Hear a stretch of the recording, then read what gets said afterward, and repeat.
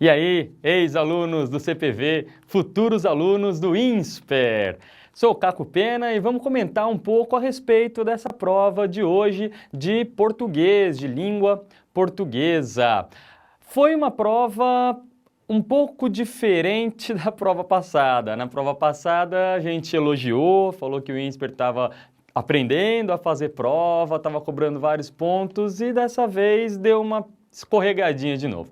Tá? Algumas questões problemáticas, vamos falar a respeito delas, algumas com enunciado pouco claro, que confundiam, às vezes, o aluno bem preparado. Tá? Então, às vezes, a gente não sabe muito o que eles querem, cobrar aquele aluno que estudou e se preparou, ou aquele aluno que de repente chutou certo. O que será que o INSPER está querendo? Tá? Às vezes fica um pouco complicado. Então, é muito bom se lá para frente a gente conseguir ter alguns enunciados mais claros, né? Então, algumas questões um pouco problemáticas aí, umas 3 ou 4 aí que vão merecer atenção especial, mas tenho certeza que você, aluno do CPV, está preparado para elas. A gente já estudou bastante as provas anteriores, a gente viu muito em como lidar com essas questões, e por mais que não esteja 100% dentro do conceito, a gente vai chegando lá.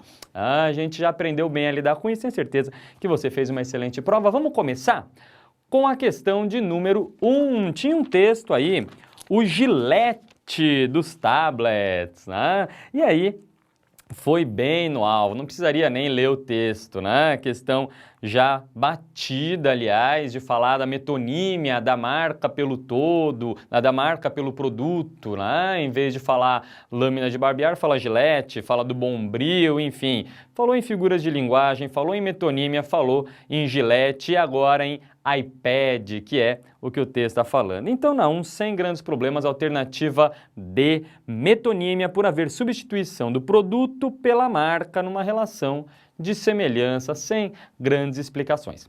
Questão de número 2, aí tinha o texto do Caçadas a Pedrinho, falando da polêmica envolvendo os textos do Monteiro Lobato, os livros do livro do Monteiro Lobato querendo ser censurados agora.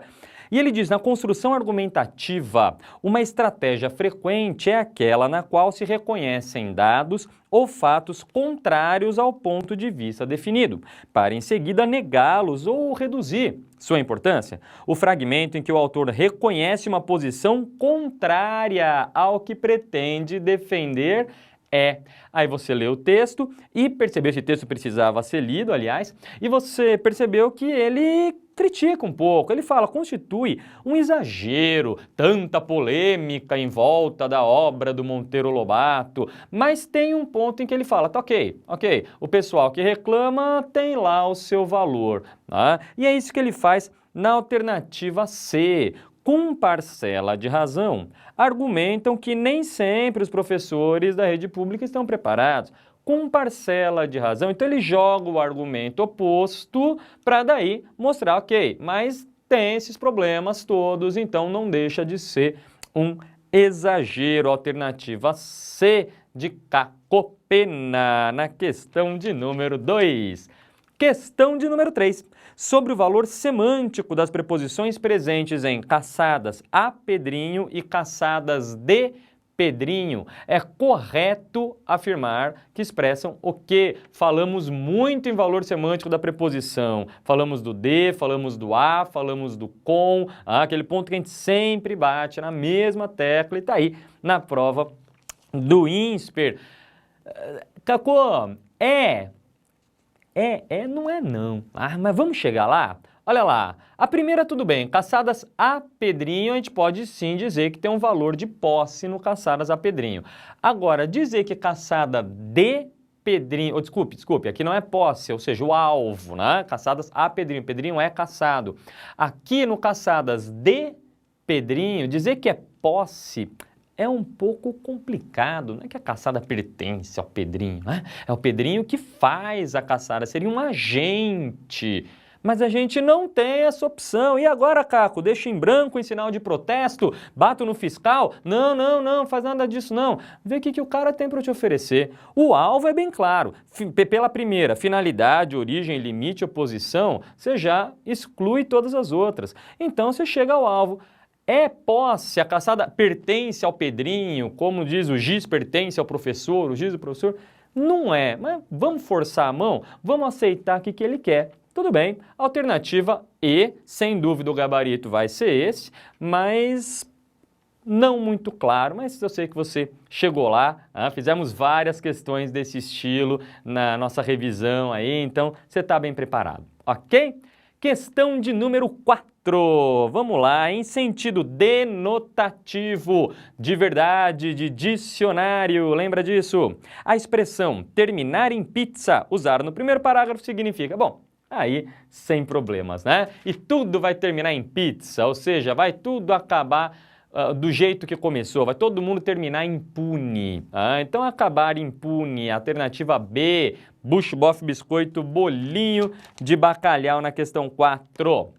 Questão 5, pegou um trechinho do texto. A lembrança não exclui, entretanto, a comichão sensória. A palavra em destaque deve ser compreendida como equivalente a comichão, aquela vontade, aquele anseio, né, por censurar que as pessoas têm.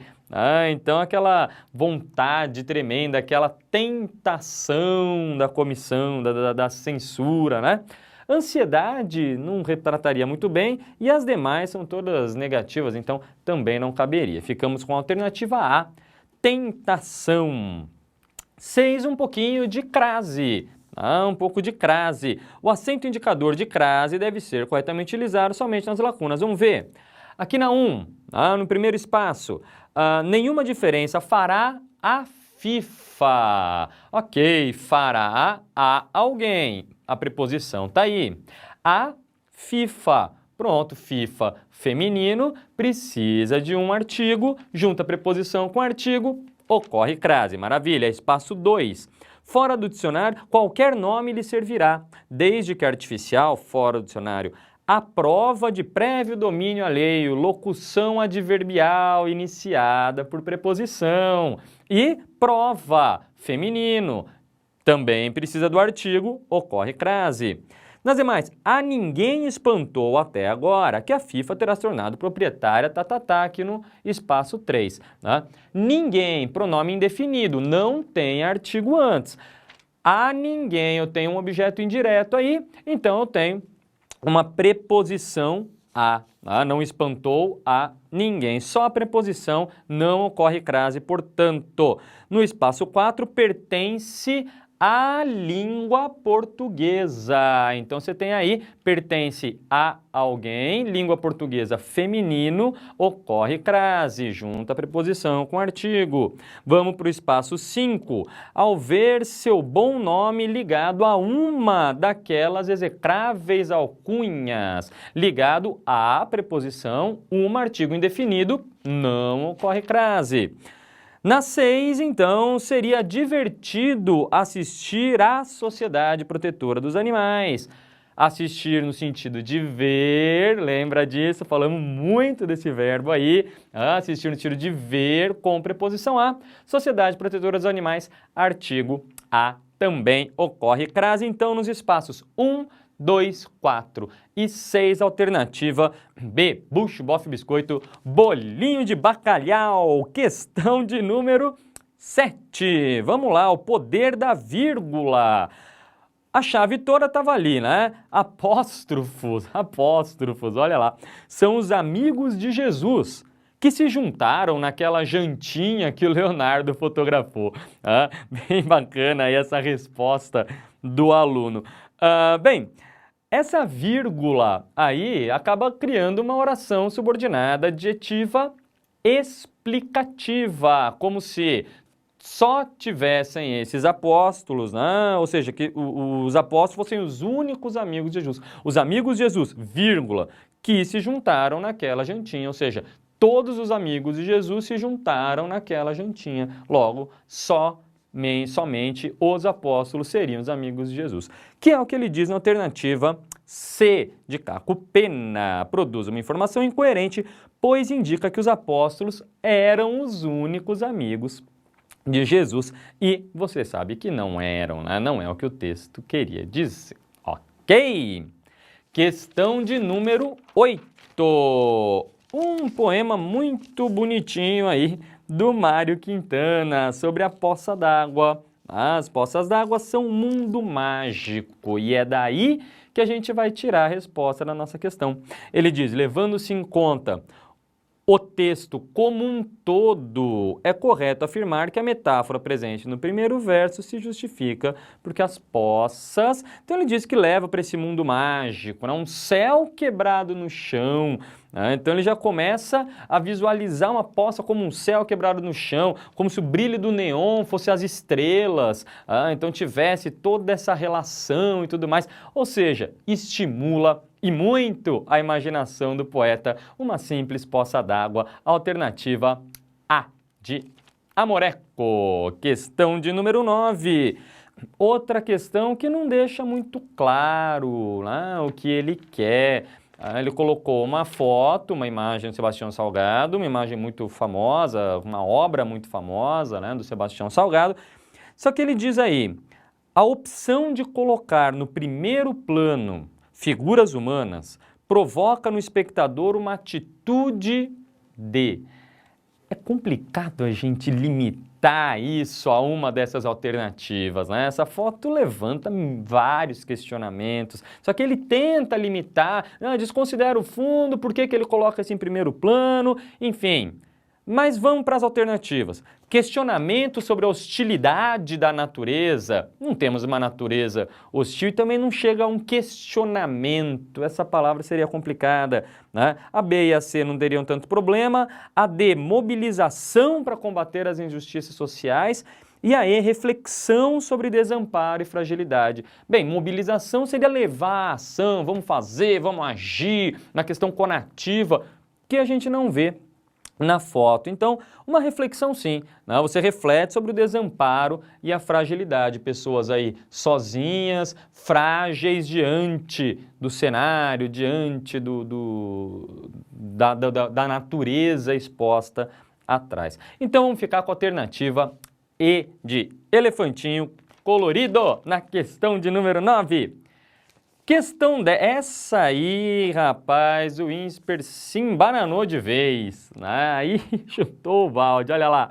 Colocou uma tirinha do Custódio, né? Um poema do Drummond, famoso, vimos esse poema nas nossas aulas de literatura, né? Falamos já, vimos isso como uma tendência já na última prova, colocamos aí essas aulas de literatura para vocês da nossa turma do INSPER, e aí várias questões sobre isso, né? Mas a questão, ele diz lá, a respeito do jogo intertextual estabelecido entre a tirinha e o poema, considere as afirmações. Os 3 primeiros quadrinhos ilustram o conteúdo expresso nos versos da segunda estrofe do poema de Drummond.